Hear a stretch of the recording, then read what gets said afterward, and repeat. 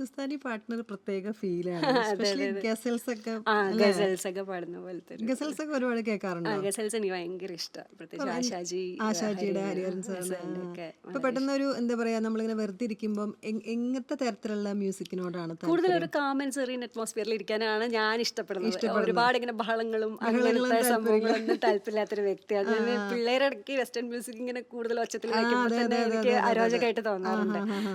അത് അവർക്ക് അതെ, ഇഷ്ടമുണ്ടായിട്ടായിരിക്കും. നമ്മുടെ പക്ഷെ പാട്ട് അവർക്ക് ആ അരോചകം അതെ അതെ നമ്മുടെ മാതിരി. അതെ അതെ ആ അതെ, അവർക്ക് കൂടുതൽ ഈസ്റ്റേൺ അങ്ങനെ കേട്ടിരിക്കാനുള്ള അതെ അതെ അതെ അതെ ക്ഷമയൊന്നും ആയി അതെ അതെ തുടങ്ങിയിട്ടില്ല. അതെ അതെ അതെ. അപ്പോൾ എൻ്റെ ഒരു ഇഷ്ടം അങ്ങനെയാണ്, കൂടുതൽ മെലോഡിയസ് അല്ലെങ്കിൽ കുറച്ച് മെലഡി ഗസലിഷ്. ആ പാട്ടുകളോടാണ് അതെ, താല്പര്യം. കൂടുതൽ ഇപ്പൊ താല്പര്യം. ഗാനമേളയ്ക്ക് പാടുമ്പോ ഏതാണ് ചൂസ് ആ ചെയ്യാറ്? കൂടുതലും ഈ ഓൾഡ് മെലഡീസ് അങ്ങനത്തെ ആ ഹാ ടൈപ്പ് ഹാ. സെമി ക്ലാസിക്കലും പാടാറുണ്ട്. ആഹാ. ആ, ഓൾഡ് അങ്ങനെ. മെലഡി എന്ന് പറഞ്ഞപ്പോഴാണ് നമുക്ക് സുശീലമ്മയുടെ അല്ലെങ്കിൽ ജാനകിയമ്മയുടെ ഒക്കെ ഏതെങ്കിലും ഫേവറേറ്റ്? ഓ ഒരുപാടുണ്ട്. അതെ അതെ അങ്ങനെ ഉണ്ട് പാടി ഒരുപാട്. തുടങ്ങിയാൽ പിന്നെ ഇങ്ങനെ അതെ അതെ ഒരുപാട് അതെ ഇരുന്ന് പാടേണ്ടി വരും.